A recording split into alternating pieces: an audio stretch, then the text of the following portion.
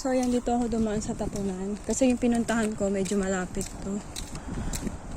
So, ito yung itsura ngayon dito. So, Friday is 11 a.m. Daming tinapon ng mga libro. Ayan.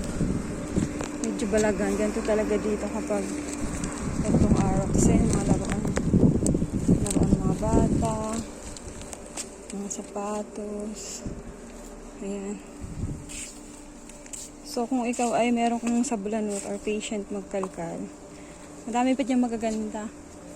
Kaya lang wala naman akong anong magkalkal. Ito may bag pa. Ang cute ng bag. Ang cute ng bag. May salamin pa. Oh. Ang cute. Yung parang ang cute ng bag. Kunin ko kaya itong bag. Tingnan natin yung bag.